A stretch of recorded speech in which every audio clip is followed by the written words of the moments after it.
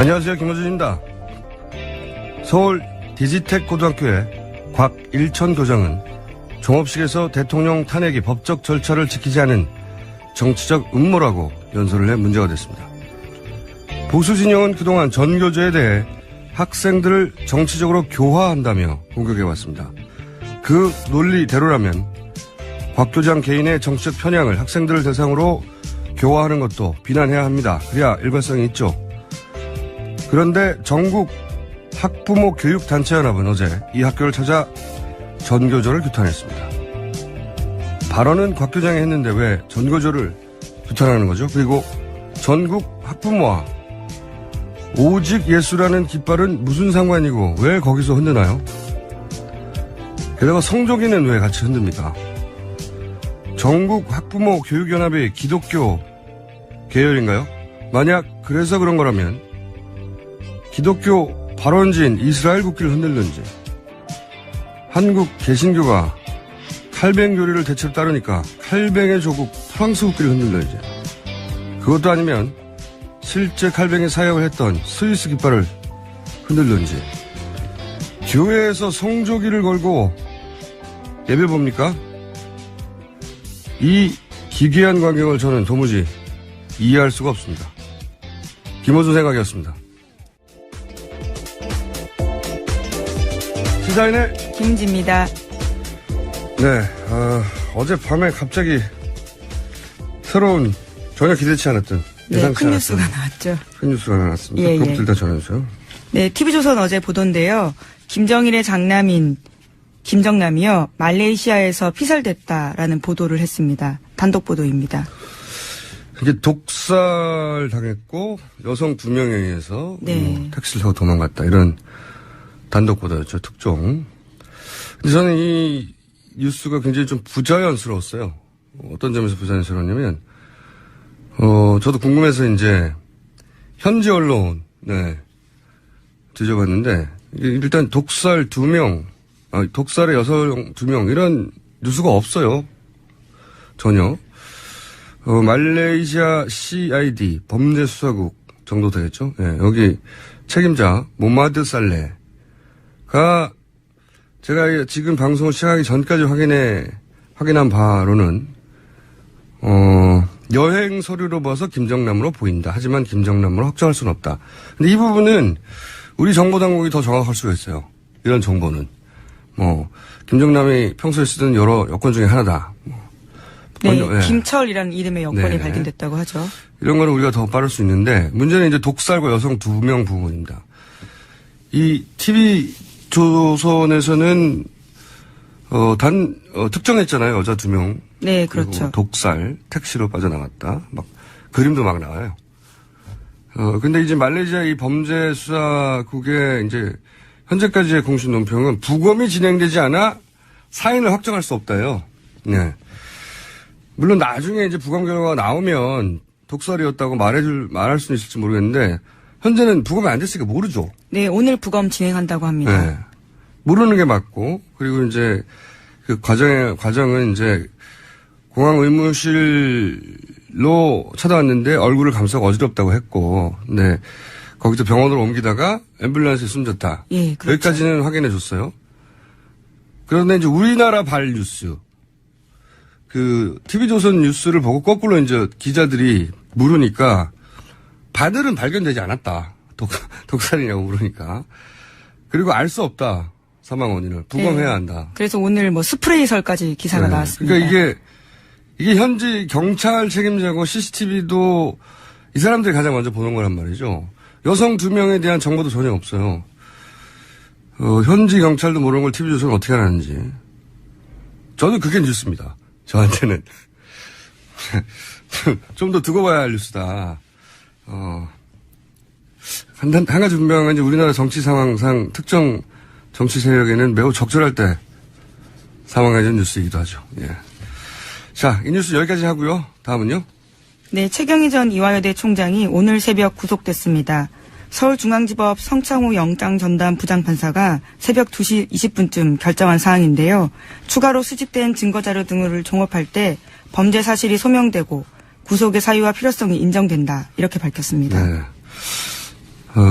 삼성 이재용 부회장 영장 심사에 대한 부담감의 결과라고 봅니다, 이건. 특검이 잘해서가 아니고요. 아니, 물론 뭐, 네네. 보강도 됐겠지만, 예. 네. 진짜 메인 디시는 이제,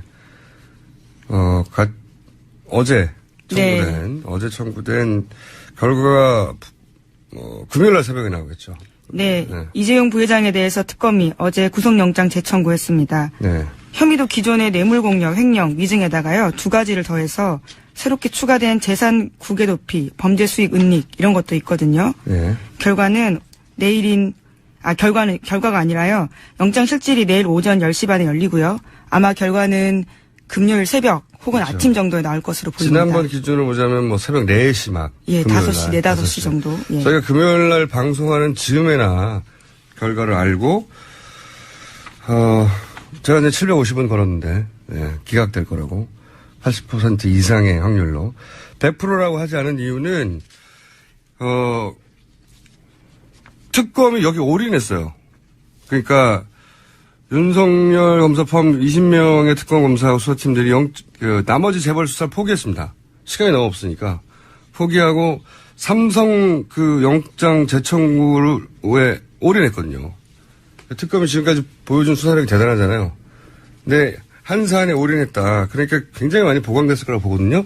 너무 많이 보강돼서 이래도 기각할래 하고 이렇게 집어넣은 거란 말이죠. 그래서 저는 20% 정도 상승했지만 워낙 부담이 큰 거라,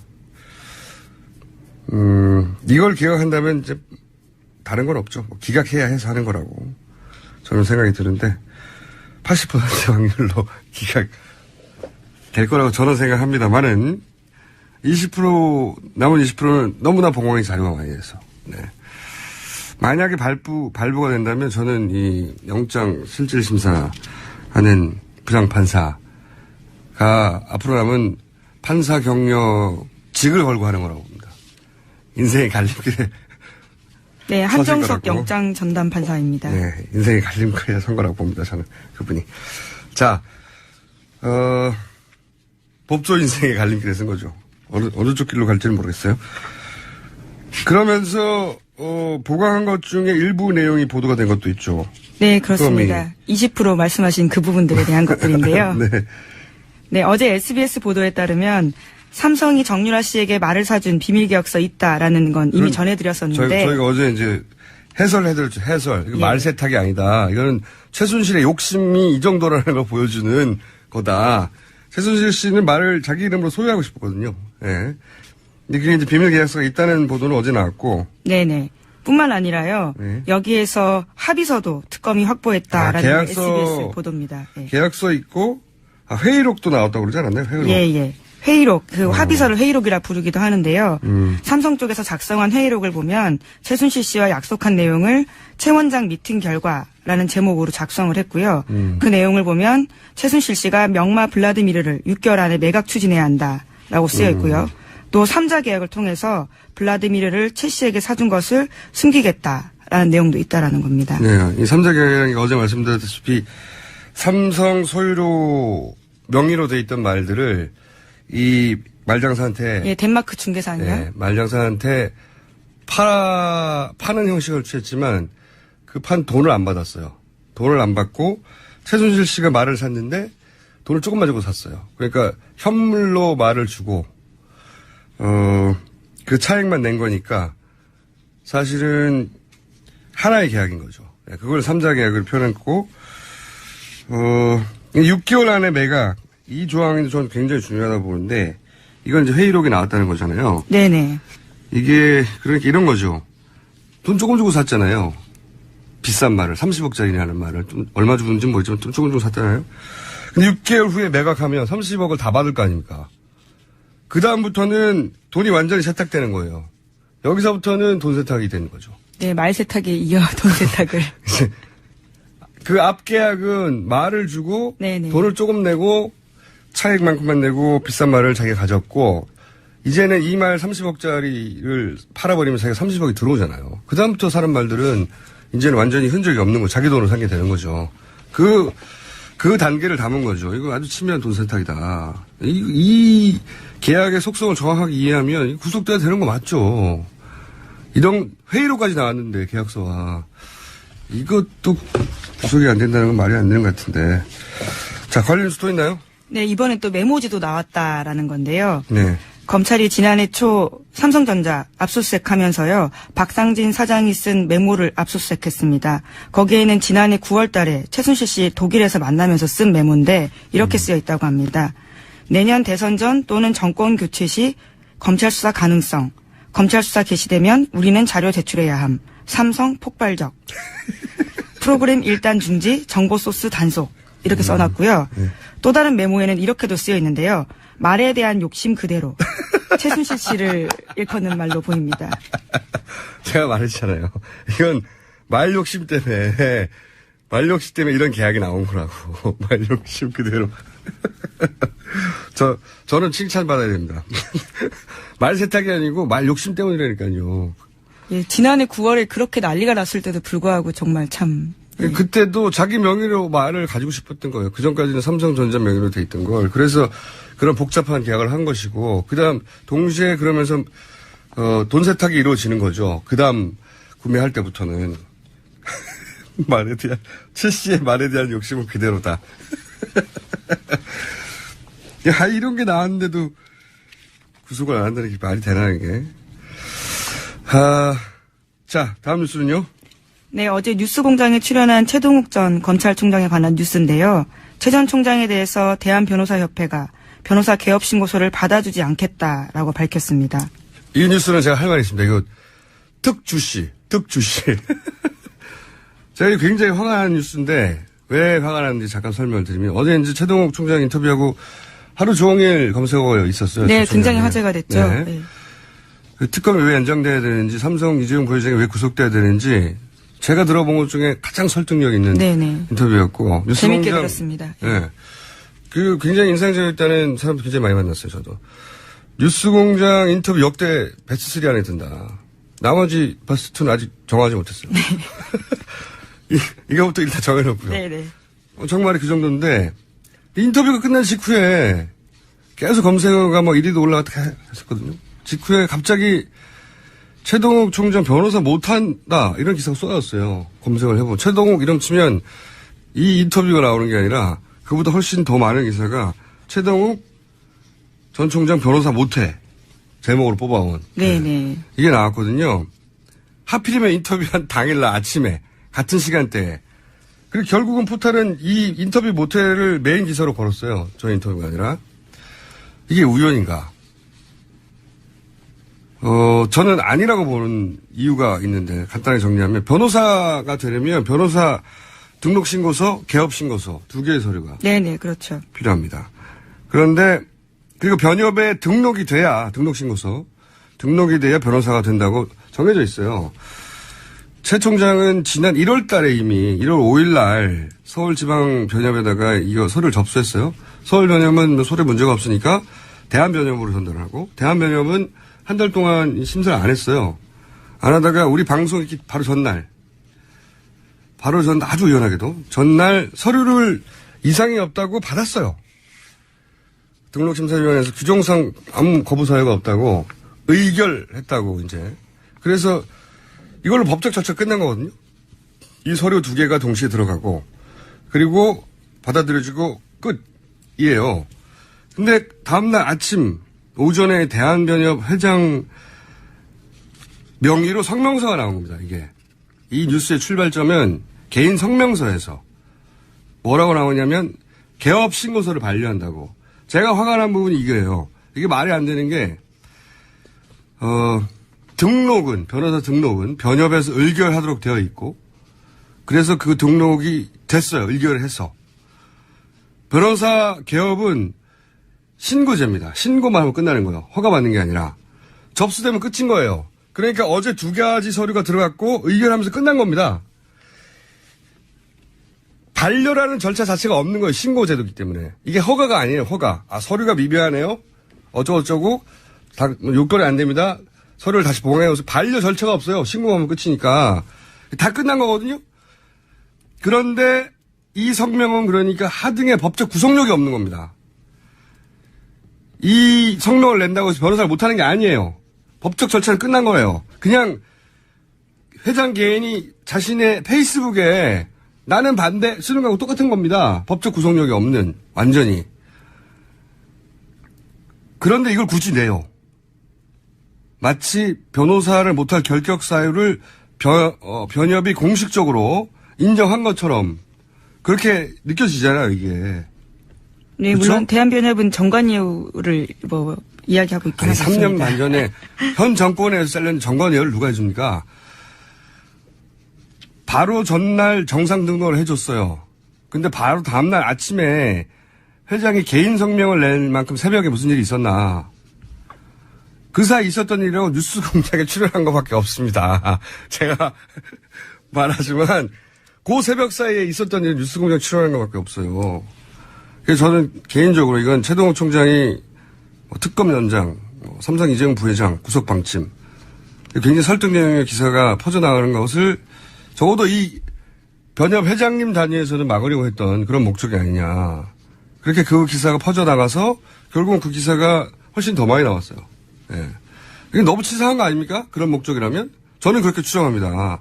게다가 이 하창호 변협 회장님이 이번에 이제 김영환 다이어리에 김기춘 비서실장이 대한변협 회장 선거에 애국단체가 관여하도록 하라. 이 메모를 쓴 거기서 그 즈음에 회장이 된 분인데, 애국단체가 관여했는지 안 했는지 모르겠어요. 근데 그런 메모가 있었던 그 즈음에 회장이 된 분인데, 이분이 이제 테러방지법. 네, 그 당시에, 네, 그때 의견을 냈었죠. 변호사들의 의견 수렴을 하지 않고 대한변협 명의로 그냥 테러방지법 찬성 발표한다는 성명을 내버린 거예요. 예. 그 당시 논란이 있었습니다. 네, 그래서 변호사들이 항의하고, 그래서 나중에 사과 성명했어요. 네, 본인이 개인 단독으로 변협 이름으로 내버렸다고. 근데 이번에는 맨 아래 성명으로 나온 건 이 출발의 성명이에요. 개인 성명. 맨 아래 보면 본인 명의로 돼 있습니다. 변협이 아니라. 이 차이가 큰 겁니다. 이 기사를 쓴 분들이 이 성명서를 확인했는지 모르겠는데 저는 확인해 봤어요. 맨 밑에 개인 명의예요. 대한변협의 회장 누구라고. 대한변협 이름이 아니라. 이게 너무한 거 아닙니까? 그 전날 밤에 다 통과되고 다 끝났고, 근데 법적 절차에도 없는 반려라고 혼자 성명 써가지고 내고 그 기사를 막, 야, 이거 너무한 거예요, 이거. 야. 우선 청취자 여러분들은 이 방송을 들으시면 이 방송을 좀 퍼뜨려주세요. 이렇게 나오면 우리도 가만히 있을 수는 없잖아요? 더 널리 퍼뜨려주시고, SNS 써주시고, 페이스북에도 써주시고, 그런 노력을 해주시고, 저희 뉴스 공장도 방법을 좀 생각해보고 있습니다. 화났어요. 이거 너무 치사하다. 이렇게까지 하는 건. 참. 그 영어에, 저런 말이 있잖아요. 무슨 분쟁이 생기면, 응? 그 개인적인 게 아니야. 응? 사감을 하는 게 아니야. 저희는 사감입니다. 이건 아니죠. 이거 반칙이죠. 그리고 기사 쓰실 때 좀 확인해 봐 주세요. 성명서 딱 들어가서 확인해 보면 개인 명의로 돼 있는 겁니다. 그런 절차 없어요. 확인해 보세요. 반려라는 절차 없다니까요. 자, 화나. 다음 뉴스는요? 네, 특검이 어제 박 대통령 대면 조사와 관련해서 현재 적절한 조치를 취하고 있다라고 밝혀서요. 관련한 대면 조사 협의가 재개됐다라고 밝혔습니다. 안 하신다니까요.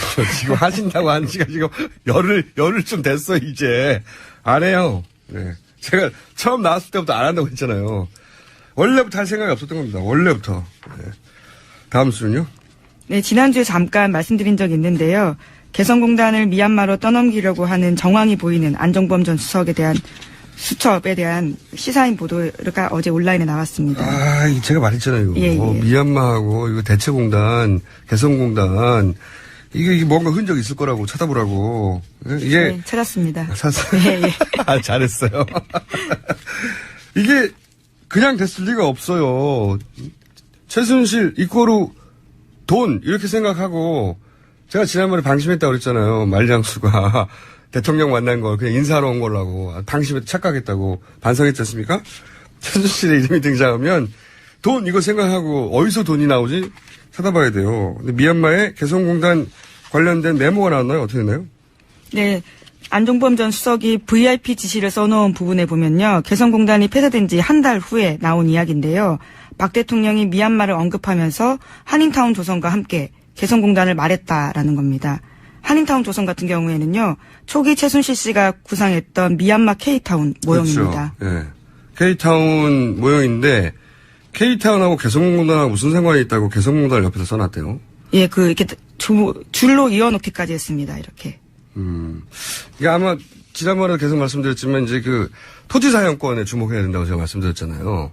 땅을 이런 식으로 대규모로 싼 값에 혹은 무료로 장기 불화받으면 그 정부로부터 그 땅만 가지고도 그 위에 공장을 짓게 하면 그다음부터는 사실 그야말로 땅 짓고 헤엄치기 몇십 년간 그랬잖아요. 최순실도 미얀마이고 우리 자손 대대로 먹고 살 사업이라고. 네네. 장시호 씨한테 그렇게 이야기했다는 거죠. 그게 이거예요.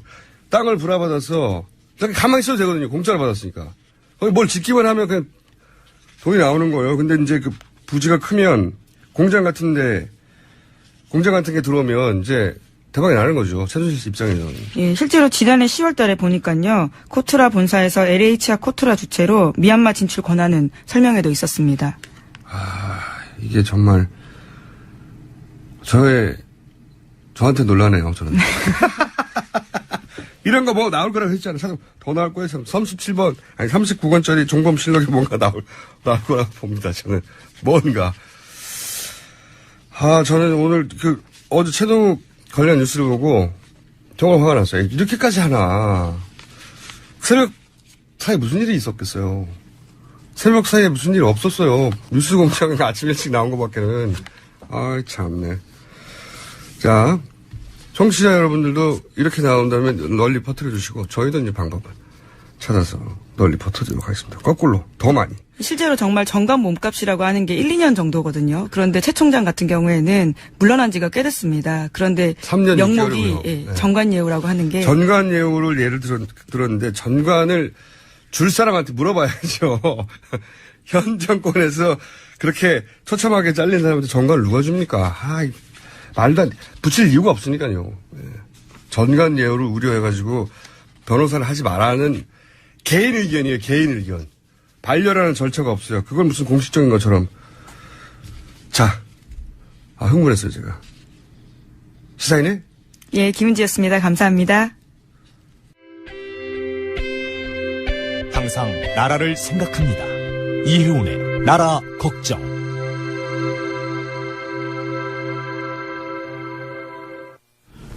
자, 오늘 정말 하실 말씀이 많을 것 같은 이혜훈.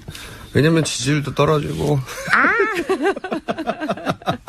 저희 지지율 오를 거예요. 잘못하면은, 당도 막 해체한다고 하고 막 정당 해체라는 말도 했었어요.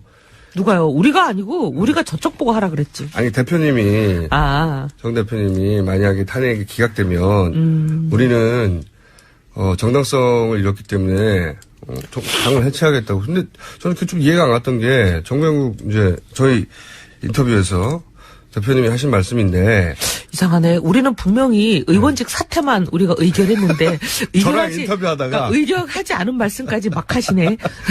저랑 인터뷰하다가 제가 막 이것저것 따지니까 우리 진심을 알아달라면서 그런 말씀하셨어요. 낚였구나.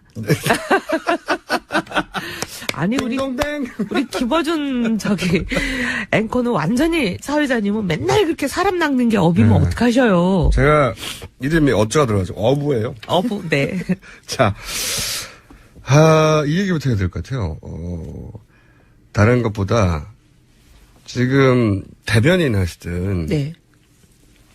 장 대변인. 네.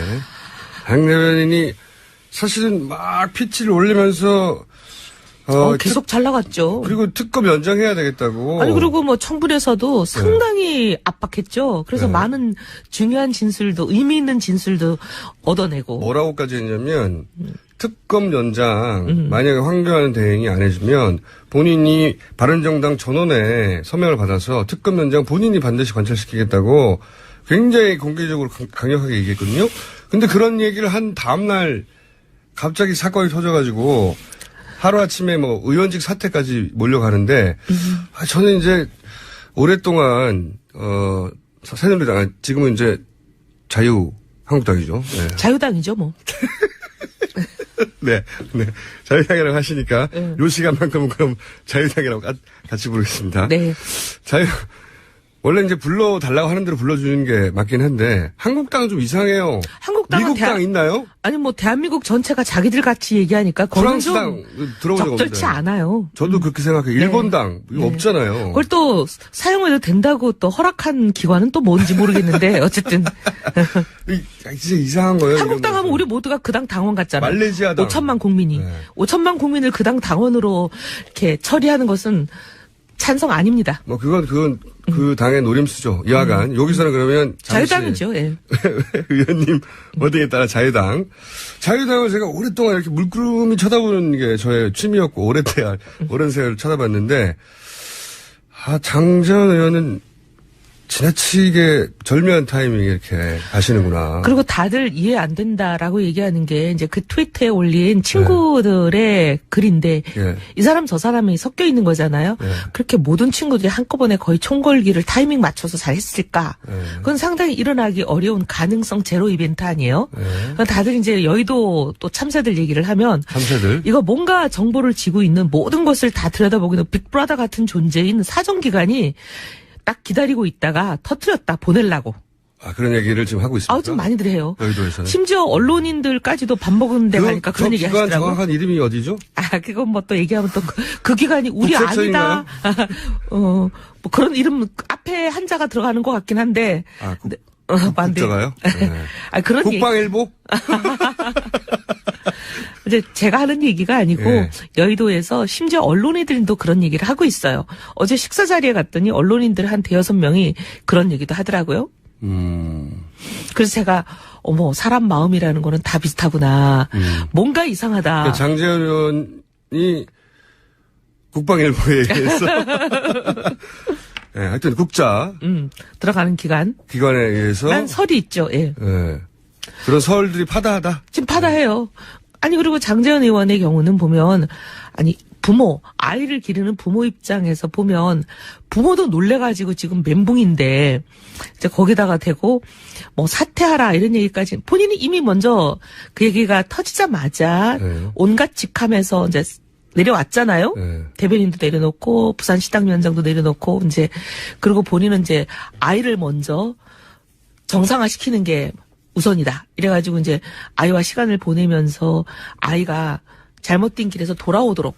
부모 입장에서는 그런데 이제 이게 굉장히 지나치게 절묘한 타이밍인 거죠. 절묘한 네. 타이밍이죠. 그러면서 바른정당이 가장 활발하게 입장을 표명하고 이제 막 들라 그러는데 또 누가 날개를 꺾었어요. 공세적으로 이제 자유당을 압박하던 그런 입을 잃어버렸어요. 그러니까 더더욱 언론 노출이 바른정당이 줄어드는 효과를 안 그랬으면 장재현 의원 오늘도 아마 인터뷰 저희가 했을 텐데 저희가 인터뷰 요청해도 이제 당분간은 못 나온다고 거죠. 스스로는. 예.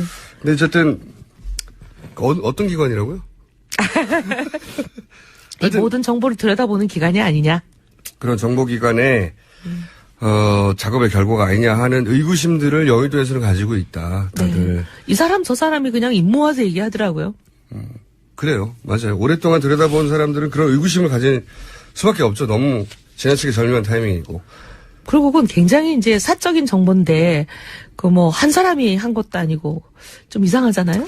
그런 점이 있습니다. 분명히. 그런 의구심을 가질 만하고. 두 번째로 제가 같이 오늘 꼭 얘기해 보고 싶은 게 뭐냐면 이거예요. 저는 이제 지난 월요일부터 계속해서 최근에 자유당의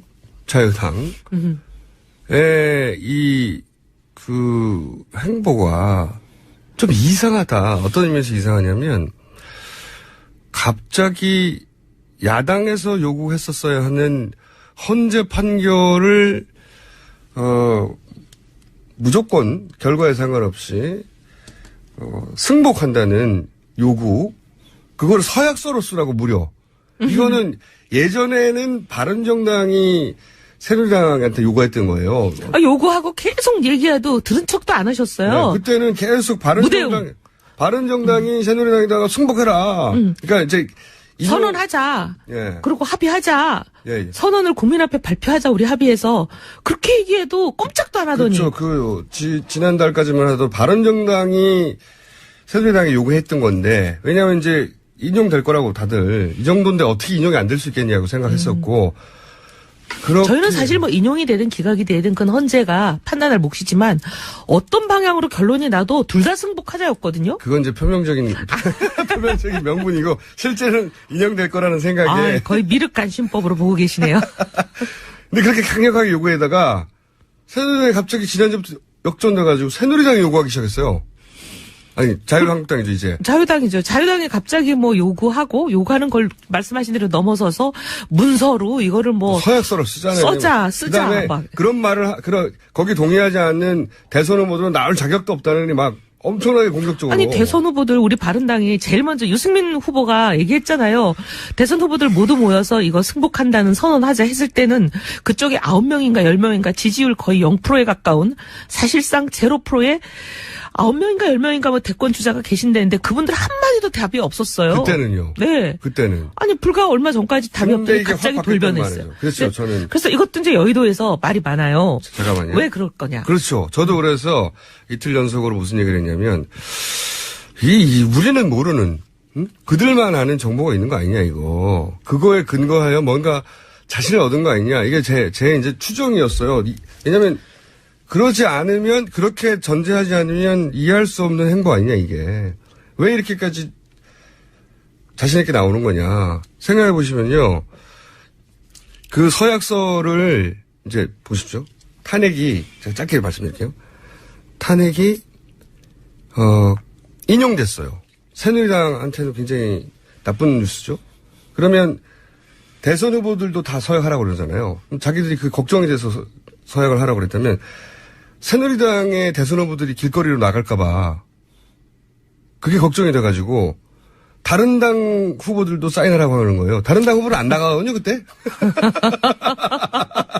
그러니까 이 경우를 상정하는 건 아닌 거예요.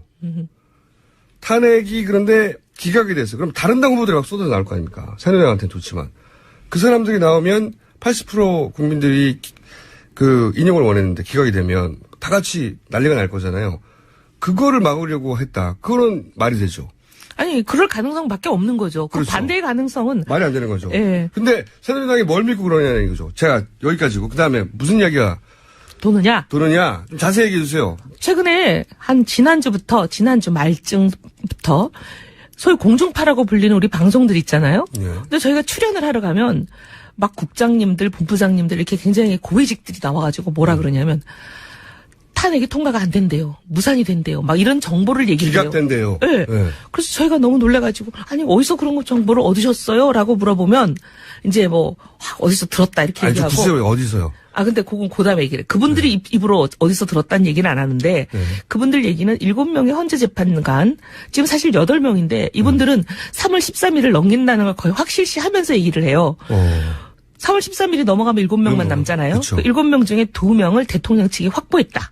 확보했다! 심지어 이름까지 얘기해요. 누구누구. K모, A모. 그렇게 얘기를 하시면서 잠깐만요, K모? A모. L모요?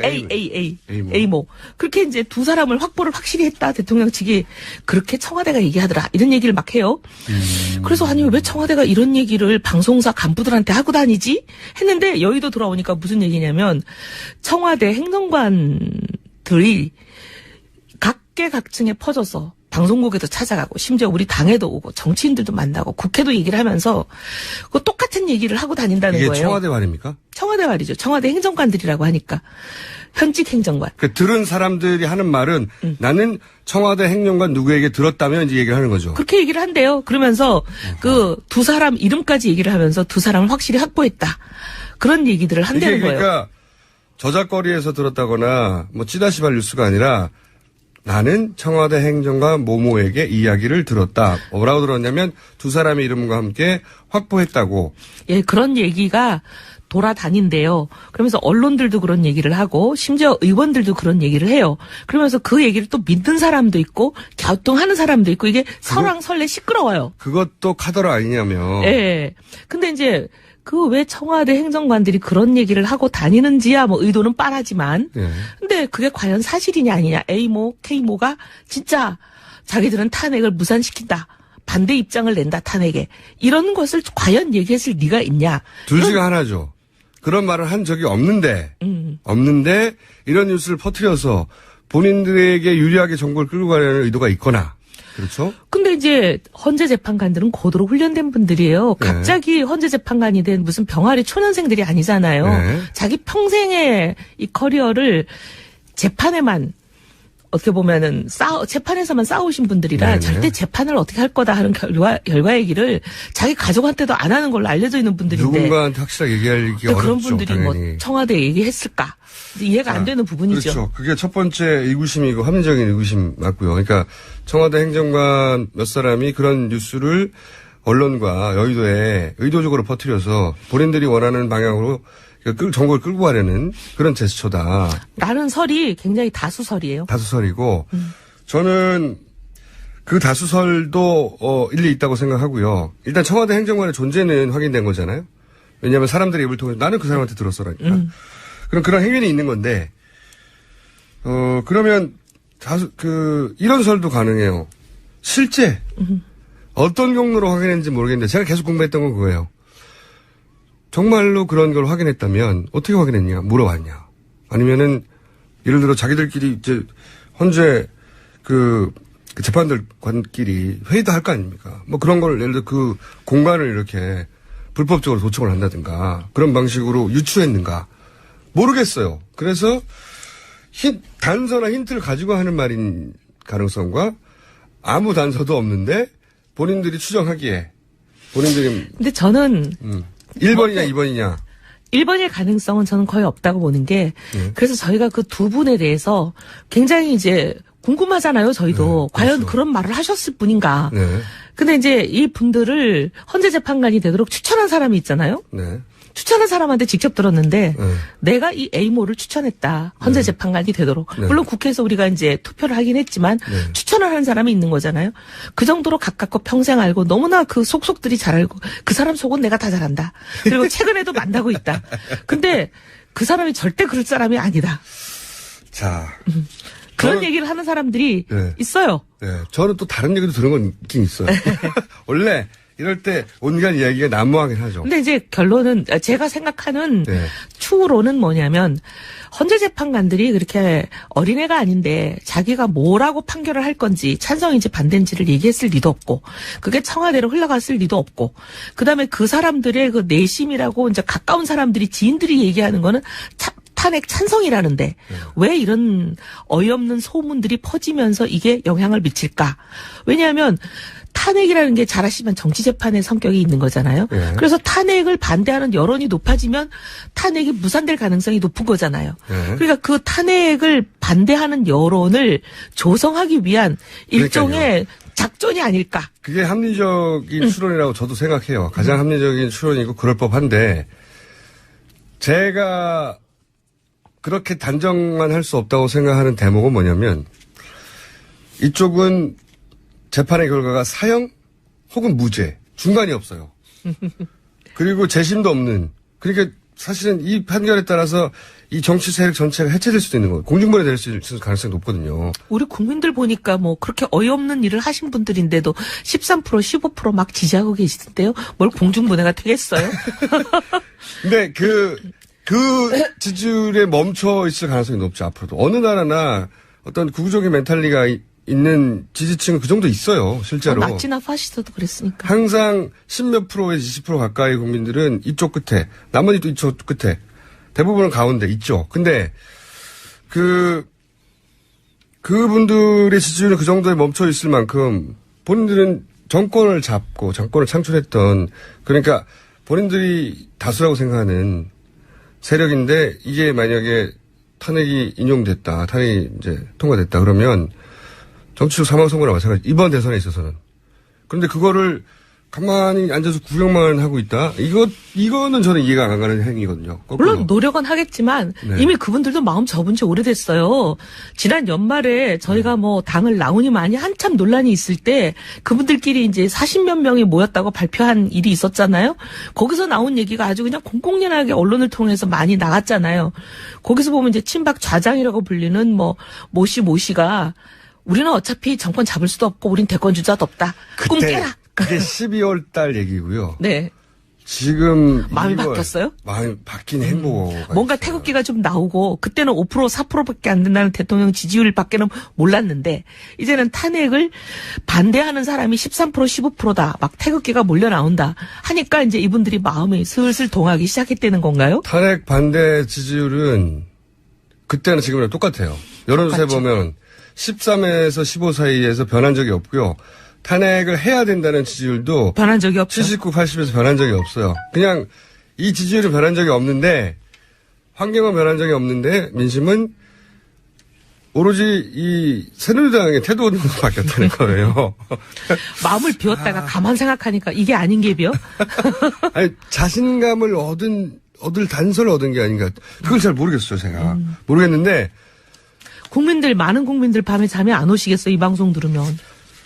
그건 정말 80%의 국민들에게는 엄청난 스트레스가 되는 뉴스라 그걸 믿고 싶지 않죠. 하지만 보고 싶지 않은 일도 세상에 원하는 대로 안 돌아가잖아요. 보고 싶지 않은 것도 봐야 된다고 생각하는데 어쨌든 여기서 오늘 한 가지 이 나온 뉴스는 청와대 행정관들이 그런 이야기를 하고 다닌다. 하고 다닌다.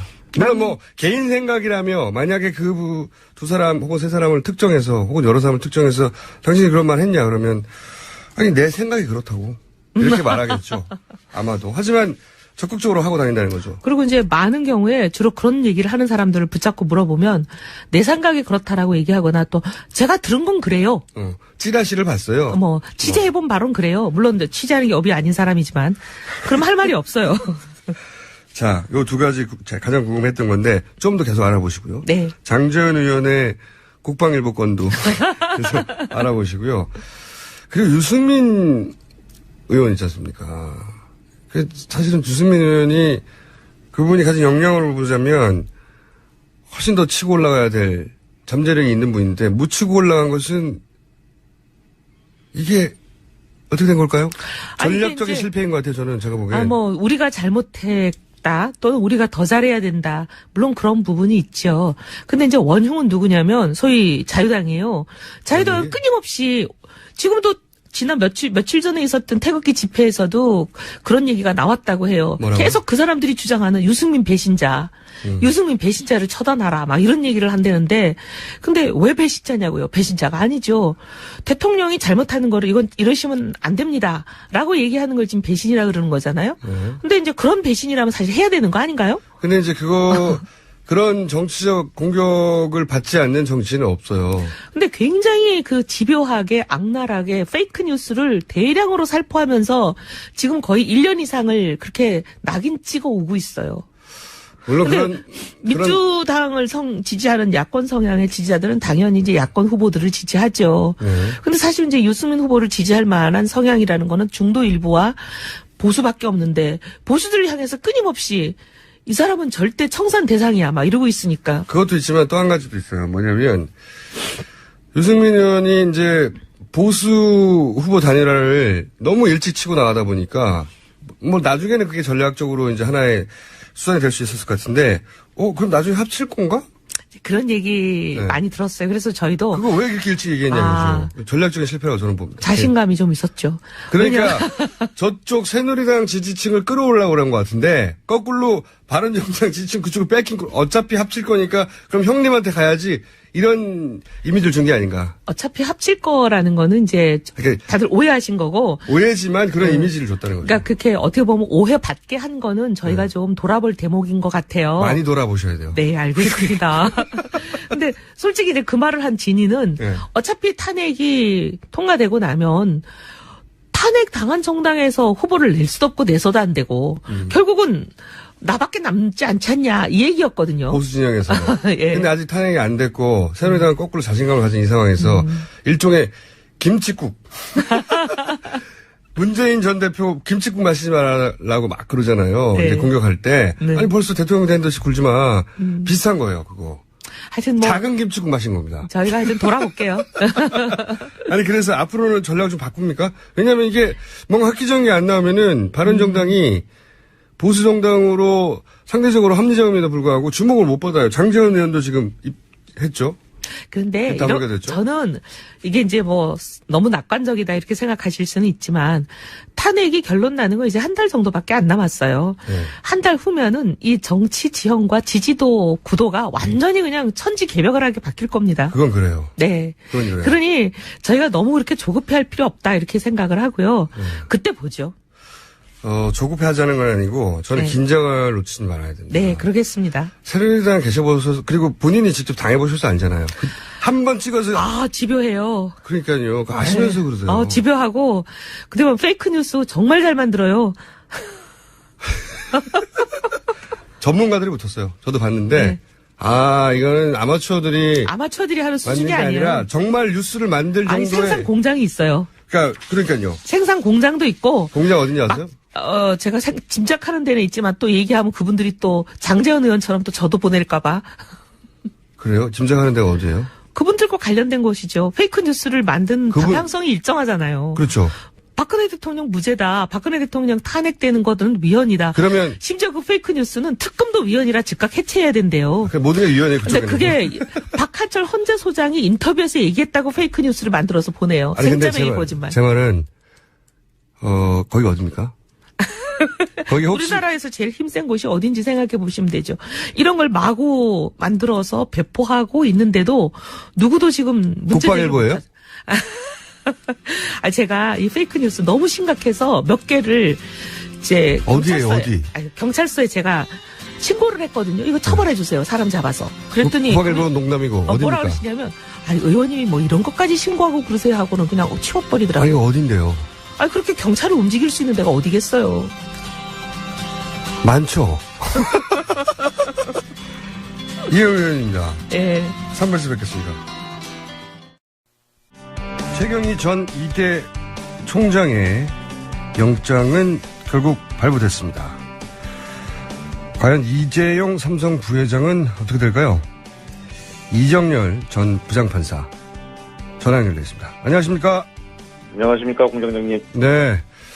기각된 날 아침에 저희하고 긴급 전화 인터뷰 하셨는데, 네. 자, 특검이 사실상 올인했다고 표현해야 될 것 같아요. 그죠? 네, 그렇습니다. 다른 재벌들 수사는 못한다라고 아예 말을 하면서 시간이 없어서 네. 여기 올인을 했어요. 그러면서 이제 많은 증거들을 보강한 것 같은데 결론부터 여쭤볼게요. 개인적으로는 어떻게 전망하십니까? 잘 못 들었습니다. 개인적으로는 영장이 재청구됐는데 이 발부될 가능성에 대해서 순전히 개인적으로는 어떻게 전망하십니까? 개인적으로는 일단 처음에 구속영장 청구 기각 자체가 잘못된 거였기 때문에 네. 이번엔 당연히 재청구는 발부돼야 된다는 게 개인적인 견해고요. 그런데 그건 당이고. 순전히 그렇죠. 네. 네. 전망. 일단 전망은 네. 참 일단 가장 관심 있게 보였던 신호등이라고 할까, 그게 최경희 총장 네. 영장 발부된 것이 좀 일종의 하나의 신호로 볼 수 있지 않을까 싶은 생각이 들긴 그게 이제 합니다. 긍정적인 신호를 읽으십니까? 아니면 부정적인 신호를 읽으십니까? 긍정적인 신호로 보고 있습니다. 그래요? 그 이유를 좀 부장판사를 해보신 분으로 설명해 주십시오. 일단 통상적으로 네. 이 구속영장 청구 사건이 판사 혼자 하는 단독 판사 관할 사건인데요. 네. 그런데 이제 아시다시피 서울중앙지방법원 같은 경우에 3사람의 영장전담 판사가 있거든요. 네. 그러면은 관행적으로 네. 한 사람이 결정해서 한 사람 명의로 나가기는 하지만 네. 나중에 이게 재청구가 됐을 때 처음에 기각했다가 재청구되면은 다른 나머지 2명이 근무하고 있는 판사가 네. 같이 근무하고 있는 판사가 그대로 발부하는 게 모양새가 이상해지니까 그렇죠. 통상적으로 사전에 좀 논의를 하거든요. 일반적으로는. 네. 그래서 사안이 크면 클수록 더욱 오래 논의하겠군요. 더 그렇고요. 예. 네. 그래서 처음에 구속영장 청구가 기각됐을 때 이게 재청구해도 쉽지는 않을 것이다. 네. 라고 하는 게 일단은 그렇게 의논을 하기 때문에 그래서 다시 재청구를 하더라도 발부가 쉽지는 않겠다라고 생각을 했는데 이렇게 한 사람 명의로 나왔지만 네. 실제로는 사안이 중대할수록 세 사람이 같이 이미 의논해서 냈던 것을 네. 이제 똑같은 사람한테 이제 재청구할 수는 없으니까 나머지 두 사람한테 갔을 때 네. 3인 동료가 같이 의논해서 기각했던 거를 예. 또 다시 재청구된 거를 그때는 발부를 해버리면 네. 이게 이제 앞뒤가 자기들이 논리 앞뒤 안 맞으니까 그렇죠. 네. 그래서 또다시 기각될 가능성이 더 높다고 이제 보셨었고 예. 네. 그런데 최경희 총장 같은 경우에는 지금 재청구돼서 발부된 거니까 예. 어떻게 보면은 특검에서 수사를 좀 더 보강을 충실하게 잘 했다고 해석이 될 수도 있지만 네. 또 어느 한편으로는 법원에서 이제 입장을 그쪽으로 정한 것이 아닌가 그렇게 해석될 여지가 있거든요. 첫 번째 이제 긍정적인 신호로 해석하는 거는 특검이 보강을 잘 해서 플러스 네. 기존에 자기들이 한번 3인이 의논해서 기각시켰더라도 네. 보강만 충분하다면 다시 발부할 수 있는 것으로 입장을 정한 게 아닌가. 예, 그렇습니다. 네, 그러니까 이렇게. 일종의 특검이 이제 법원으로 하여금 다시 발부할 수 있는 이번에는 발부할 수 있는 명분을 만들어준 그러니까 상황이 아닌가 싶고요. 또 한 가지 제 해석은 어떻습니까? 저도 그런 면도 있는 것 같고요. 설명을 듣고 보니 또 하나는 이제 지금 사람들에게 초미의 관심사 최경희 네. 총장은 구속 영장을 발부하고 그렇게 부담을 좀 덜고 이제 이재용 부회장은 봐라 최경희 총장은 제대로 보강이 됐기 때문에 청구했지만 이건 또 충분한 보강이 아니어서 기각한다 이렇게 알리바이용으로 네. 네. 그거는 충분히 이제 그런 추론도 합리적으로 가능하긴 한데 네. 그런데 이제 저는 하나 좀 의구심이랄까 걱정스러운 부분은 네. 이재용 부회장만 청구가 된 것이 아니고 그렇죠.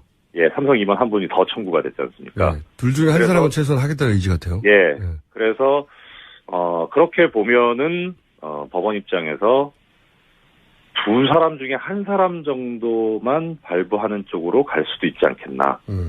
예. 예, 그런 이런 경우에 둘 다 기각시키기가 쉽지 않을 것이다 이렇게 보시는 거죠.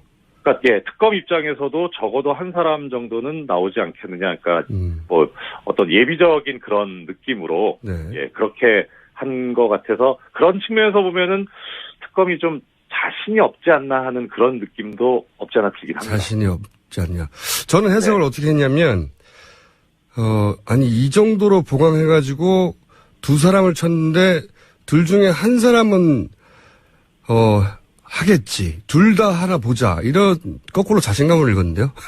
그러니까 둘 다 기각하지는 못할 것이다는 그렇죠. 거는 맞는 것 같은데, 예. 둘 다 할 것인가는 특히 이제 사실 관심사는 이재용 부회장 쪽이니까요. 그렇죠. 이재용 부회장이 가능하겠는가. 근데, 어떻게 보면은 이재용 부회장이 주장해온 방어 논리하고 방어 논리가 이제 자기는 몰랐고, 네. 이 부하 직원들이 했다는 거니까, 네. 그 논리에 따르면 둘 중에 한 사람은 발부가 돼야 되는 거니까요. 네. 그러면 예, 부하만 발부되는 건데, 만약 네. 그런 가설하에서라면, 물론 이건 다 네. 전망입니다. 아무리 이제 부장판사를 하셨어도 사실은 지금 당장 이제 결정할 분은 아니니까요. 전망일 수밖에 없는데 저희보다는 훨씬 이제 법원의 분위기를 잘 아시니까. 예, 그리고 결정적으로 처음에도 발부될 줄 알았는데 그런 일이 벌어질지 몰랐기 때문에 그렇죠. 제가 전망하는 것이 얼마나 신빙성이 있을지 모르겠습니다만 다만 이제 그런 분위기는 읽을 수 있을 것 같습니다. 그러니까 아까 말씀드렸던 대로 세 사람이 의논을 해가지고 처음에 기각이 된 거라서 예. 그런데 지금 2월 20일자로 법원이 정기 인사가 돼서 아마 업무가 변동이 있을 겁니다. 직전이군요, 인사. 예, 직전입니다. 지금 그래서 저는 처음에 전망하기를 2월 20일 이후에 재청구를 하지 않겠느냐. 지금 한번 기각했던 팀이 그대로 온전한 상태인데 다시 그 속에 술을 던진다는 거는 좀 위험 부담이 있을 거다 생각을 했는데 예. 한편으로는 이렇게 좀 빨리 재청구가 된 것은 특검 입장에서 보면 네. 어떻든 지금 28일이 수사 기한이지 않습니까? 그렇죠. 연장될 가능성이 지금으로서는 크지 않고. 예, 거의 없고. 그래서 20일 이후에 구속영장을 청구해서 발부를 받는다고 해도 중요한 거는 기소를 하는 게 중요한데요. 네. 수사를 해서 기소를 할 시간이 없기 때문에 그래서 이 얘기는 특검 수사 시한이 연장되지 않을 거라고 하는데 상당히 특검 쪽에서도 방점을 두고 있는 것이 아닌가 그런 걱정스러운 생각이 듭니다. 특검 입장에서는 자기들 마음대로 할 수는 없는 것이고 자기들 입장에서는 주어진 확보된 시간 안에서 최선을 다한다. 이런 시간표대로라면 지금 안 하면 안 되는 거죠. 그렇죠. 예. 네. 그래서 오히려 구속영장 발부 기각 여기에 그 어떤 위험성이라든가 가능성보다는 기소를 하는데 조금 더 시간을 확보하자는 그런 의도가 아닌가 싶거든요. 자, 제가 한 가지 여쭤보고 싶은 건 이런 겁니다. 저희는 이제 판사가 돼본 적이 없으니까 이렇게 영장 발부하는 분들이 3인 체제로 이제 의논을 한다고 하셨는데 한번 기각한 거를 이번에는 그 모든 언론의 주목을 받으며 국민들의 주목을 받으며 다시 재청구가 됐어요. 게다가 재청구 사안들에 대해서 이렇게 저렇게 보강됐다. 자세한 내용은 나오지 않았지만 여러 가지 이제 국민들이 정보를 가지고 있는 상황에서 이 판사는 어떤 정도의 심리적 압박을 느낍니까? 보통은 큰 압박을 느끼지는 않아요. 그래요? 왜냐하면 그러니까 어차피 기록을 보고 판단을 하고 기록과 신문 결과를 가지고 판단을 하기 때문에 가장 그 사건에 근접해 있는 사람이라고 보는 게 맞기는 맞습니다. 그래서 일단은 뭐 외부에서 어떤 얘기가 들어오더라도 나는 내가 본 기록과 피의자 신문 결과를 가지고 거기에 맞게 결정을 판단을 했다라고 하기 때문에 압박을 안 받는데 이번 사안은 좀 다른 게 아시다시피 그 법원 앞에서 뭐 많은 법학 교수님들하고 변호사님들이 법률가들이 농성도 했었고요. 노숙 농성도 하고 뭐 거의 모든 언론에서 그러니까 일부 뭐 저기 경제지 빼놓고는 다 이 영장 기각이 잘못된 거다. 지금 그리고 그 영장 심사하는 분의 성함이 판사 성함이 사람들이 얼마나 관심이 많은지 계속 검색어에 올라와 있어요. 그렇죠. 이런 경우는 없었거든요, 과거에. 그러니까 말입니다. 그래서 하나 뭐 참고로 말씀드리자면 그 최경희 총장 처음에 구속영장 기각됐던 그 기각했던 판사입니다. 이거 재청구 사건 이재용 부회장 재청구 사건을 맡고 있는 사람이요. 하여튼 그래서 그런 그 초유의 그 항의 사태가 벌어졌기 때문에 그 부분에 관해서는 전혀 신경을 안 쓰지는 않을 거고요. 그게 어떤 그 결과라고 해나 그런 것으로 나타난 것이 제가 보기에는 김기춘 전 비서실장과 조윤선 장관 이 두 사람 다 구속영장 발부됐던 게 법원에서도 어느 정도 이 지금 영향을 받았다. 상황의 중대함을 느끼고 있지 않느냐 그렇게 생각이 되고 있습니다. 이 영장 발부는 사실 그 자체로는 대통령 뇌물죄를 확정하는 것은 물론 법적으로는 아니지만 그런데 이제 그렇지만 그것이 뇌물죄로 연결되고 태안핵 심판에도 심리적인 영향을 주고 그것이 결국 나중에 어쩌면은 우리나라 역사 자체의 갈림길에 쓰는 판결로 기록될 수도 있지 않습니까? 나중에. 그렇습니다. 그래서 그 처음에 이재용 부회장 구속영장 청구 기각이 많은 비난을 받았던 거죠. 지금 역사적인 순간인데 어떻게 이렇게 뭐 주거라든가 뭐 주거 환경이라든가 이런 그 통상적으로 했던 그런 사건들처럼 비중을 둬가지고 이렇게 쉽게 결정을 했나라는 그런 비난들이 많았었거든요. 상당히 중요한 결정이죠. 알겠습니다. 오늘은 분위기 파악 정도 해봤고요. 이럴 경우에 판사는 어떤 압박을 느끼는지. 자, 딱 한 가지만 질문 드릴게요. 그래서 기각과 발부의 확률을 각각 개인적으로 전망하면요. 저는 8대2로 기각된다에 750원을 걸었습니다. 저는 6대4로 기각 쪽에 760원. 자, 그러면 금요일 아침에 결과 나오는 대로 첫 인터뷰를 하기로 예약해놓고 알겠습니다. 오늘 여기까지 하겠습니다. 감사합니다. 감사합니다. 지금까지 이정열 전 부장판사였습니다. 자, 악마 사절천왕 양재열이 아니죠. 양지열 변호사입니다. 양지를 지향하는 변호사 양지열입니다. 양지밖에 모르는. 그렇죠. 따뜻한 곳만 알고. 음지의 세계를 모르는. 어둠의 세력은 잘 모르는. 음지의 진행자 제가 양지의 변호사 양지열과 함께. 아니 근데 제가 오늘 아침에 변호사님이니까 잠깐 여쭤볼게요. 아침에 최동욱 전 총장 네. 인터뷰 나온 직후에 갑자기 변협 회장님이 그 밑에 개인 명의로 성명을 하나 내셨어요. 네. 그래가지고 보니까 자세히 보니까 말이 안 되는 것이 이제 변협에서 변호사 등록을 안 받아줄 수는 있잖아요. 그렇죠. 결격 사유가 원래 이제 있어서. 지방 변호사협회에서 그걸 결정을 하고 최종적으로는 대한변호사협회에서 그걸 등록 신고를 받아줘야 하는데 서울지방변협에서는 통과시켰고 서울지방 변호사협회에서 통과시켰고 대한변호사협회 심사 등록위원회에서도 의결했어요. 수리하기로 의결을 했는데 그런데 갑자기 등록신고서 의결하고 그럼 자동으로 들어가잖아요. 두 개가. 원래는 그렇죠. 이게 근데 그 중에 개업신고서만 왜냐하면 앞에 거는 의결했으니까 말이 안 되잖아요. 변호사로서 활동할 수 있다는 자격이 있다라는 거를 심사를 했어요. 한 거고. 예. 근데 그리고 개업신고서는 신고제이기 때문에 예. 반려란 절차도 없잖아요. 원래는 없어요. 사실은 이게 문제가 뭐냐면 네. 원래는 법적으로 강제력이 없어서 네. 변호사협회에서 계속 요구하는 게 정말 사회적으로 무리를 일으켜서 변호사로서 개업을 하는 게 마땅치 않은 사람이라도 원래는 이거를 법적으로 쫓을 방법이 없거든요. 사실은. 네. 근데 오늘 아침 같은 경우는 왜 최동욱 전 검찰총장 같은 경우는 갑자기 받아놓고 발표했는지. 전날 밤에 등록해주고 다음날 아침에 개업신고서는 반려한다고. 그러니까요. 이런 경우는 전례가 없어요. 등록을 안 해주면 안 해줬지. 저도 처음 봤어요. 왜 그런지 모르겠어. 왜 그러긴요. 저희 방송에 나온 거를 뉴스로 덮으려고 한 거지. 등록을 안 받아준 경우는 있습니다. 아니, 그러니까 등록 자체는 말씀드렸다시피 심사위원회가 따로 있으니까 그렇죠. 등록심사위원회에서 이 사람이 과연 자격이 있느냐 아니면 변호사로- 징계 사유 같은 것들이 그렇죠. 있느냐. 변호사로 그런 것도 개업할 보는데 자격이 없다고 안 근데 받아준 경우. 개업 신고를 안 받아준 건 원래 이건 세무서에서나 하는 건데.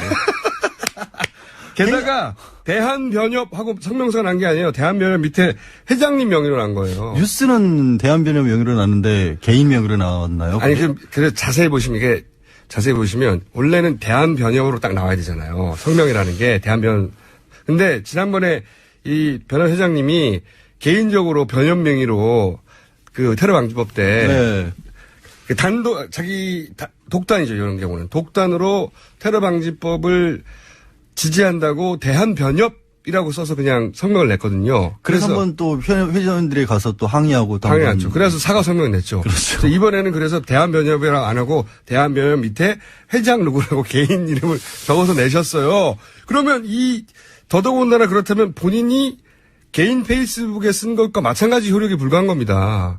왜냐하면 자기 개인 의견을 성명으로 낸 거예요. 회장 아니, 개인 왜 입장을. 다른 데도 아니고 변호사협회에서 그런 일이 벌어졌는데 참 이상한 일인데 그건 명확하게 말씀드리지만 법적인 효과는 전혀 없는 전혀 없고 일이죠. 둘 다 안 받아주면 모르겠는데 받아줬는데 다음날 하나만 아침에 받아주면은- 그중에 개업신고서만 반려. 이건 말이 안 되는. 그럼 그러니까 어디서 일만 못하게 하겠다라는 건데 이거는 최동욱 전 총장 입장에서 그냥 있지는 않을 것 같네요. 이게 말이 안 되는 거죠.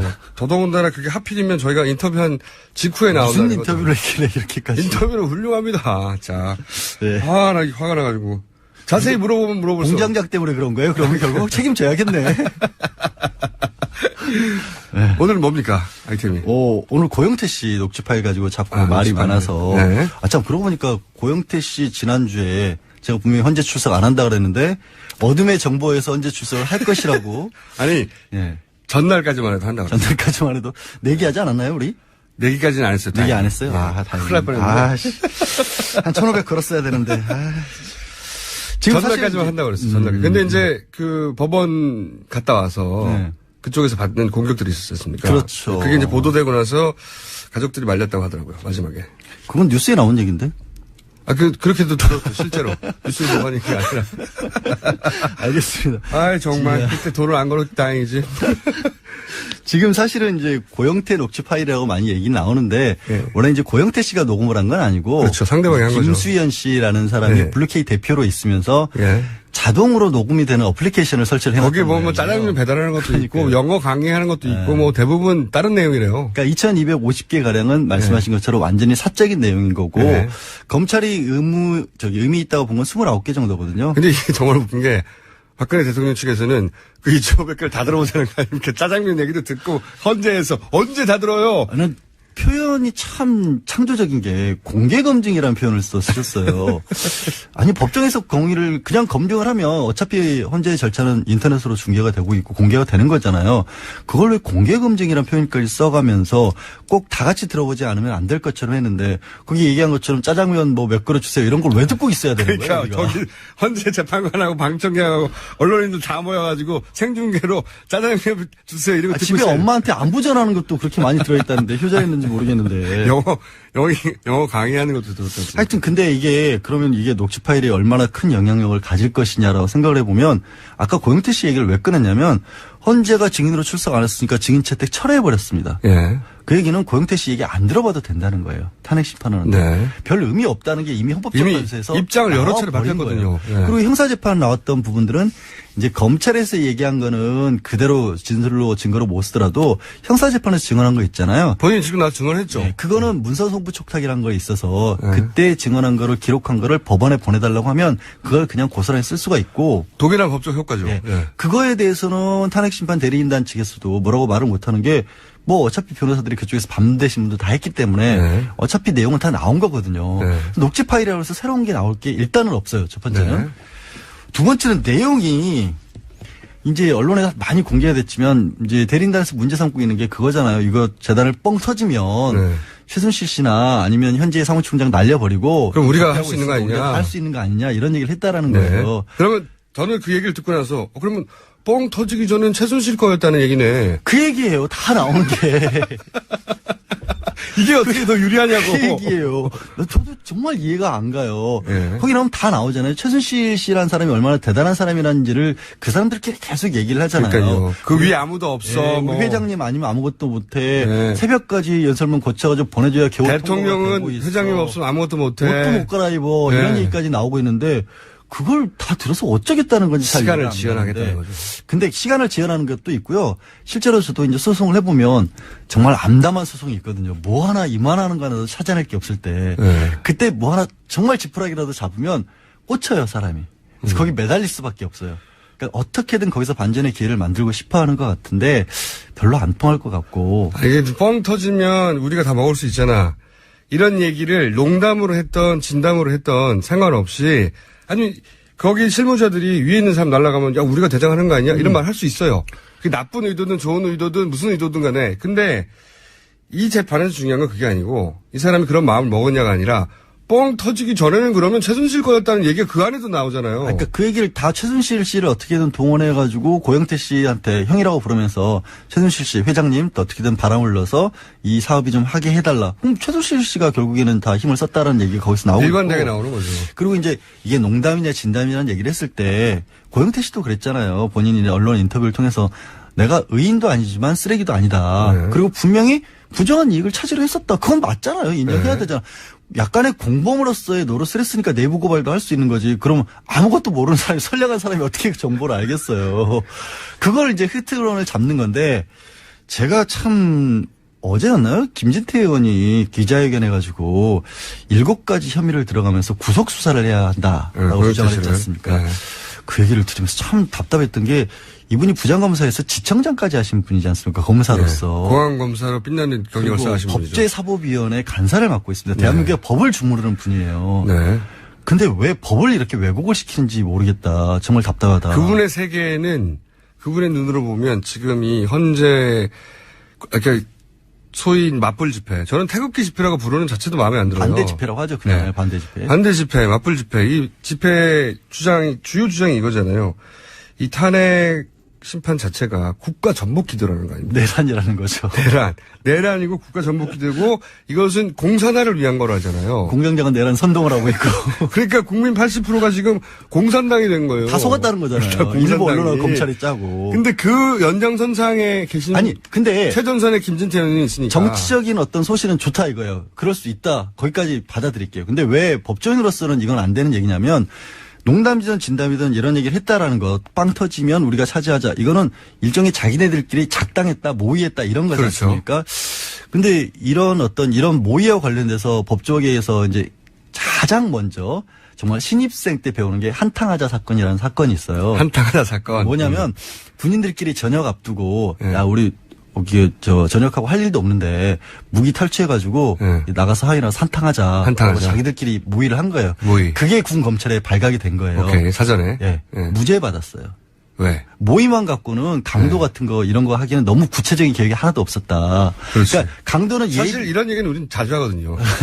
저희 제작진하고는 제가 내각을 이미 다 구성했어요. 내각을 예. 내라를 다 쿠데타를 성공을 한 거예요. 그러니까 제가 아니 너 세상에 어지러면 내가 대통령할게. 뭐 가지고 싶은 거 뭐야? 방송국 몇 개 나눠줬어 이미. 어제 술 먹으니까 제가 어제 술 한잔 했거든요, 사실은. 맥주집에 있었는데 예. 옆 테이블 아저씨들 심각한 얘기 많이 하시더라고요. 그러니까요. 당신들이 정권을 맡으면 어떻게 하시겠다는 그러니까 그런 수준의 얘기만으로는 예비나 음모도 안 된다는 뭐 드릴까요? 거고. 뭘요? 뭐 저요? 드릴까요? 저 황교익 씨는 뭐 드린다니까 안 한다는 거예요. 그래서 시각청 정도 달라고. 시각청. 그래서 시각청 드렸고 저희 책임 PD는 SBS 달라고 그래가지고 제가 야 KBS도 해가지고 두 개 가졌어요. 저는 최근에 일련의 사태를 보니까 문체부가 알짜인 것 같아요. 그런 얘기인 거죠. 이런 그러니까 게. 그 수준이라는 거. 그래서 사기 미수는 절대로 될 수가 없고 또 두 번째로 나왔던 게 이제 공갈도 될 수 있을 것 같다. 그러니까 게이트 폭로할 테니까 5억 원을 달라라 요구를 했다라고 하는데 이거는 최순실 씨가 거의 착각한 걸로 지금 밝혀지고 있죠. 그러니까 이성한 미르재단 이사가 그때 당시에 돈이 좀 급해서 그건 고영태 씨 얘기도 아니에요. 고영태 씨 얘기도 아니고 네. 그래서 5억 원을 협박을 한 것도 아니고 땅을 사주든지 빌려달라. 그러면 이걸 담보로 주겠다. 그거를 최순실 씨는 달라 그랬다고 하는데 최순실 씨 얘기를 그대로 옮겨도 땅을 사주든지 5억을 달라 그랬다. 이게 협박이에요? 자기 돈. 이것도 공갈이 안 되는 거고요. 네. 두 번째는 이제 절도가 또 나오죠. 절도. 그때 공무상 비밀 문서들 많이 나왔었는데 고영태 씨가 이걸 문서를 가져가서 밖에 흘린 게 아니냐. 네네. 태블릿하고 연결되는 거죠. 네. 태블릿하고 연결되는 거기도 하고. 근데 문서 같은 경우에는 일반적으로 법적으로 이게 절도죄가 될 수 없다라고 봐요. 문서는. 왜 문서의 중요한 의미는 뭐가 있냐면 그 안에 들어가는 정보가 중요한 거지 문서가 중요한 건 아니잖아요. 종이짝이 중요한 게 아니잖아요. 그렇죠. 그래서 특히 컴퓨터 파일로 저장되어 있는 것을 출력해낸 경우에는 아예 가져갔더라도 컴퓨터 파일 그대로 남아있잖아요. 그렇죠. 최순실 씨 그대로 쓸 수 있잖아요. 가치를 하나도 뺏은 게 없잖아요. 그래서 절도가 아예 안 된다는 게 확립된 판례예요. 정보 유출이라고 볼 수는 있겠지만 정보 유출이 됐기 때문에 기업의 경우에는 그걸 배임죄로는 처벌을 해요. 하지만 절도는 절대 안 돼요. 종이를 가져갔다고 절도죄는 안 된다. 그러니까 되긴 되는데 종이 훔쳤다고. 그러니까 A4지 훔쳐간 거가 되는 거죠. 그렇죠. 네. 그걸로 처벌을 안 한다는 게 확립된 판례. 이거는 90년대에 이미 끝난 얘기예요. 근데 끝난 얘기. 그거를 어떻게 지청장 출신이 이거를 아니, 몰라서 구속수사를- 하는 게 아니죠. 아니 그러니까 그게 저는 싫다라는 거예요. 제가 이렇게 많다는 거를 그런 이미지를 받아라 이렇게 이제 던져주시는 거죠. 그러니까 다른 이미지를 하라고요. 정치적으로 다른 소신발언을 하면 좋은데 법을 왜곡시키지는 말았습니다. 본인 전공이 그건데 어떡해요. 본인 전공이 체육이 아니잖아요. 뭘 만들어도 본인 전공에서 만들어야죠. 그러게요. 그래서 이제 이렇게 이제 검찰까지 한 분이 이런 얘기를 하면 이제 이 맞불 집회에서 그런가 보다. 속깃하실 수 있죠. 그렇죠. 아니 그게 아니라 김진태 의원에 대해서는 정말 진짜 의인으로 정말 최고의 어떤 뭐 지도자로 그렇게 추앙을 받는 상황인데 추앙을 할 때 하더라도 정치적인 걸로 모르겠지만 법적으로는 다 틀린 얘기라는 걸 알고 하셨으면 좋겠습니다. 자, 법적으로 고영태 씨 관련해서 뭐 공갈인이 등등 모의 이게 다 말이 안 되는 거다. 네, 혐의점이 우리 어려워요. 법정에 가면은 다 무혐의로 떨어지는 거다. 아니, 기소 자체를 안 하죠, 검찰에서도. 기소 자체를 안 기소 자체를 한다. 안 하죠. 본인도 이거는 모를 뭐. 리가 있습니까? 그러니까 특혜를 주는 게 아니라는 걸 설명을 드린 거고요. 평생 검찰했는데. 마지막으로 제가 어제 되게 황당한 얘기를 들어가지고. 요새 황당한 얘기가 한두 개가 아닌데. 헌법재판소에서. 황당 안 하기만 해봐라. 한번 황당 시켜주세요, 저를. 그러니 기자들이 물어본 거죠. 이제 이동욱 전 재판관이 갑자기 변호사로 들어가니까. 예, 헌법재판관 출신이네. 헌법재판관 출신이 1년 6개월 동안이나 이정미 재판관이랑 같이 일을 했는데 네. 이게 혹시 헌법재판소의 그 재판에 불공정한 영향을 끼치는 게 아니냐라고 기자들이 동료였기 물어봤다는 때문에. 거예요. 동료였으니까. 네. 그랬더니 대리인단에서 나온 답변이 혹시 불공정한 그런 어떤 우려가 있으면 이정미 재판관이 빠져라. 아니 이게 도대체 훌륭해. 법치도 이 정도 수준이 돼야 되는 겁니다. 아니 나는 자. 진짜 변호사로서 반성했어요. 이런 생각할 수가 있구나. 나 이거 야, 나 황당 성공했어, 진짜. 성공했어요. 예. 아. 인정. 나 어제 생방송 도중에 이 얘기 듣다가 진짜 나는 한참 멀었다 변호사로서 수준이 이 정도는 아니, 그러니까 돼야지 변호사다. 변호사를 선임했는데 이 변호사가 과거에 동료였기 때문에 네. 혹시 재판에 영향을 공정성에 영향을 미칠 아무래도 동료니까 그렇죠. 그런 우려가 있지 않냐고 물어봤더니 아니 그런 우려가 있다면은 이정미 동료였으니까 이정미가 빠져. 그러니까 네가 그라와. 아무런 근거 없이 아니 이건 뭔지 진짜 이게 해석이 안 돼가지고요. 제가 그런 일들이 벌어지고 있습니다. 아니, 저는 진짜. 근데 이제 네. 박근혜 대통령 사실 대변인단은 일부러 그러는 건지 아니 박근혜 대통령이 유리한 건 하나도 안 해요. 법정에서는 유리한 건 오로지 하나입니다. 태극기 펼치죠. 태극기. 유리한 건 오로지 하나예요. 길게 느리기. 이것만 하고 계세요. 아니 그래도 어제 이동욱 재판관 전 재판관 들어왔을 때는 강효란 재판관도 얘기는 했어요. 그래도 이 재판관이 들어오니까 그나마 이제 헌법재판 같이 좀 돌아간다라는 얘기까지 했어요. 법리로 사실은. 다투는 게 법리 됐다. 얘기가 조금이라도 나온다. 네. 그전에는 태극기 걸고 막 2천 몇백 개 하자 그러고. 그래놓고 밖에 나가서 재판관 빠지라고 한 거예요. 야, 저는 이런 것을 호연직이라고 봅니다. 얼마나 과감해 확 찔러버리는 거지. 틀림없이 제가 보기에는 다음 주 주말 이 맞불 집회에는 이정미 재판관 퇴임하라는 얘기가 이번 주 토요일 날? 이번 주 토요일 날. 그쪽 맞불 집회에서는. 알겠습니다. 더 이상 할 말이 없어서 저 이제 갈래요. 네. 지금까지 양재만에서 활동하시는. 양지를 지향하는. 네. 양지에서 양지를 지향한다는 게 문제예요. 뭘 그게 문제예요, 그게. 자, 양지열 변호사였습니다. 감사합니다. 네, 고맙습니다. 자, 불친절한 AS. 이현 의원님, 거기가 어딥니까? 저도 궁금해요. 제가 다음 주에는 꼭 알아서, 혹은 그 전에도 알면 알려드릴게요. 이전 방송을 못 들으신 분을 잠깐 설명하면, 이현 의원님이 이 가짜뉴스, 페이크뉴스 만드는 데가 거기 아니냐고. 근데 제가 거기 어디냐고 계속 물어봤는데 끝까지 거기라고 한번 갔거든요. 거기를 다음 주에는 말을 하는 걸로. 최동욱 전 검찰총장에 대한 문자가 많습니다. 네. 이거 하나의 뉴스 맞아요, 정말. 자, 저희는 그래서 최동욱 전 검찰총장의 인터뷰에 대해서, 가능한 개인, 라디오를 들으시는 분들이 자기 자리에서 퍼뜨릴 수 있는 방법 퍼뜨려주시고, 저희도 방법을 찾아보겠습니다. 이건 말이 안 돼요. 엘리베이터를 탔는데 할아버지께서 엘리베이터 안에서 뉴스 공장을 듣고 계셨어요. 그래서 1층부터 18층까지 강제로 청취했습니다. 네. 엘리베이터에 라디오를 붙여버렸어요. 채널 하나로 고정해가지고 무한반복. 여기까지 하겠습니다. 감사합니다. 자, 지난주에 저희가 한 주 건너뛰었습니다. 이번에 시간을 기다린 분들이 굉장히 많아요. 원정우 씨, 과학하고 앉아있네, 나오셨습니다. 네, 안녕하세요. 오늘은 뭡니까? 일단 저 미래창조과학부를 가지겠습니다. 미래창조과학부요? 제가 가진다고요. 아까 그 얘기를 하시길래. 아까 나눠줄 때? 네, 미리 좀 기쯤 해놓으려고요. 아니, 그거 하나만 하시려고? 딴 것도 할까요? 문체부에서 돈 많이 하는 것 같은데. 네, 그것도 참고해보고요. 예. 일단은 방송국은요? 방송국은 교통방송이요. 교통방송? 네. 교통방송은 노린들이 많아요. 교통방송 이미 배정됐어요. 이미. 저희 작가한테 배정됐고요. 자, 오늘 주제가 뭡니까? 네, 2주 만에 찾아뵙는데요. 오늘도 늘 그랬듯이 우리가 알아두면 좋은 과학 지식. 순수한 과학이죠. 네, 과학 상식과 함께 하겠습니다. 네. 요즘 건조한 겨울 끝물에 이제 불조심에 긴장을 놓치지 말아야 할 때 아니겠습니까? 예. 좀 전에 양절 변호사님하고도 그런 얘기를 하셨더라고요. 특히 올겨울에는 이 맞불이라는 말이 많이 맞불 등장했잖아요. 집회, 태극기 집회, 반대 집회. 네. 그래서 이 맞불의 과학과 함께. 맞불의 과학. 듣기만 해도 재밌을 것 같아. 맞불의 과학. 그리고 우리가 필수적으로 알아야 하는 소방 상식에 대해서. 소방 상식에 대해서. 이야기를 네. 나누겠습니다. 맞불의 과학. 네. 먼저 이제 불을 끄는 일, 이제 소화의 원리에 대해서 좀 말씀을 드릴게요. 이거는 뭐 진짜 과학인데요.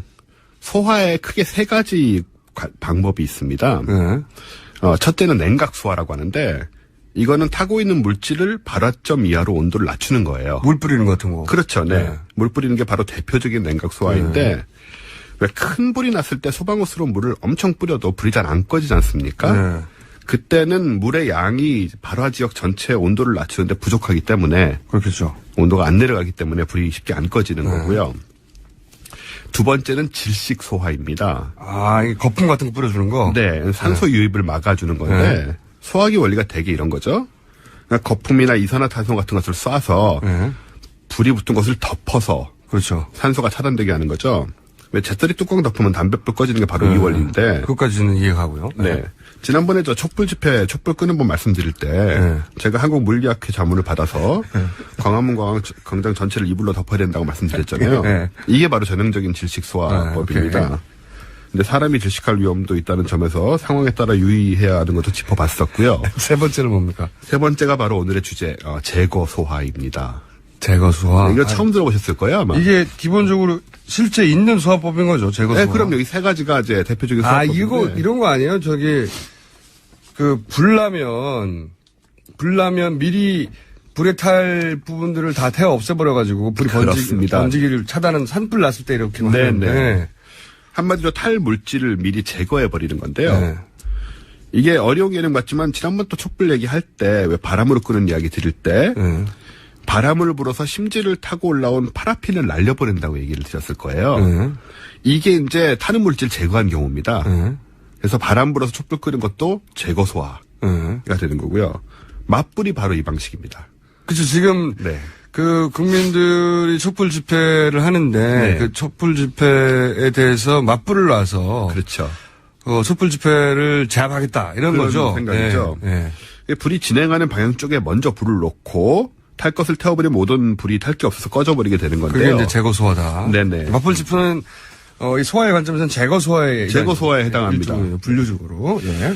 근데 이게 우리 일반적인 생각과 달리 이 맞불이란 건 원래 실제 화재에 비해서 훨씬 작은 불을 사용해야 되는 겁니다. 그렇죠. 네. 큰 불이 뭐 의미가 없잖아. 맞불 하면 마치 이제 1대1로 이렇게 상대하는 것 같지만 그게 아니고요. 굉장히 작은 규모의 불을 붙이는 거고요. 그래서 예를 들어 촛불이 100만이면 맞불은 1000. 네. 이 정도 순이 되어야 맞불로서 효과가 있습니다. 그 이상이 되면 맞불의 의미가 없을 뿐만 아니고 아주 위험해지죠. 네. 네. 그래서 사실 맞불은 굉장히 어려운 진화 방식입니다. 바람의 세기, 방향, 탈물질의 분포와 종류, 맞불의 크기와 범위, 이런 것들을 아주 과학적으로 판단하지 않으면 맞불을 함부로 놨다가 오히려 촛불이 더 커지는, 아니 화재가 더 커지기 십상입니다. 화재가 더 커지는. 네네. 그래서 이 맞불을 놓을 때는 굉장히 조심을 해야 되고요. 미국의 경우에는 소방국장이 단독으로 맞불을 명령할 수 없게 돼 있어요. 위험해서 방식 네. 자체가 그 불을 더 키울 수도 있다. 그렇습니다. 굉장히 위험하기 때문에 그 지역의 관련자들이 함께 결정을 합니다. 그만큼 위험하고 자칫하면은 초가삼간 다 태워먹는 아주 우매한 짓이 될 수 있는 게 바로 이 맞불이 되겠습니다. 그러니까 이제 이 맞불을 정확하게 구사하지 않으면 오히려 오리지널 불을 더 키운다. 그렇습니다. 네. 네. 그런 상황이 되어 갈랑말랑하고 있는 중이에요, 지금. 예, 그래서 안 그래도 그것 때문에 제가 이 소방 상식으로 이렇게 말씀을 드리는 건데요. 게다가 이 맞불을 붙이면서 뭐 불이 붙기 쉬운 깃발 같은 걸 잔뜩 들고 다닌다거나 아니면 술에 잔뜩 취한 음주 맞불 혹은 폭력 맞불 폭력 맞불. 또 이 불의 성질에 대해 충분히 숙지하지 못한 요원들이 일당을 받고 투입된다거나 이런 일은 화재를 훨씬 더 키우는 위험한 결과를 이어질 수 있죠. 제가 그 말씀하시니까 네. 제보받은 몇 가지가 있는데 네. 아마도 이제 이 소위 말하는 지금 맞불 집회에 참석하시는 분인 것으로 추정되는 분. 네. 네. 그 맞불 집회 인근에 있는 가게들 점주로부터 들은 이야기 있어요. 네. 어떤 얘기가 있냐면 그런 집회가 많이 열리는 지역들이 다 정해져 있잖아요. 네. 그 지역 중에 한 군데에 있는 옷가게 점주가 저한테 제보를 한 내용인데 한 달 반 전부터 그러니까 이 맞불 집회 시작된 시간부터 이 복장에 일관성이 없는 분들이 가게를 들어온답니다. 어떻게 들어오냐? 분명히 양복을 입었는데 운동화는 한 떨어지기 직전에 운동화 한 10년쯤 된 것 같은. 그런 운동화를 신고 양복인데 머리는 감지 않은 더벅머리. 그래서 이분을 내가 쫓아내야 되냐 아니냐. 잠시 망설이게 만든 분이 들어와서 네. 쭉 훑어보고 현금으로 뭘 산대요. 현금으로요. 예, 현금으로 예를 들어서 뭐 옷을 사거나 산답니다. 네. 사고 나서 약 3시간 혹은 5시간 후에 그게 다 구겨진 상태로 반납을 하러 반품이라고 합니까? 예. 마음에 안 든다고 반품으로 오시는 분들이 그렇게 늘어났답니다. 글쎄 좀. 그래서 그분들이 듣고 보니까 아, 그분들이 그분이라는 거를 자기들도 느끼는군요. 최근에 깨달았다고. 네. 그래서 그 주변 가게들한테 자기가 물어보니 주변 가게들도 비슷한 일을 겪고 있다고요. 그러니까 거기 와서 현금으로 옷을 산 다음에 그 옷을 착용이 한 게 틀림없는데 무슨 일을 했는지 그 옷이 다 들어오진 상태로 와가지고 반품을 하는데 안 해준다 그러면 그렇게 난리를 친 다음에 역정을 내시고. 예, 역정을 내시고 반품을 완성하시는 게 간다고요.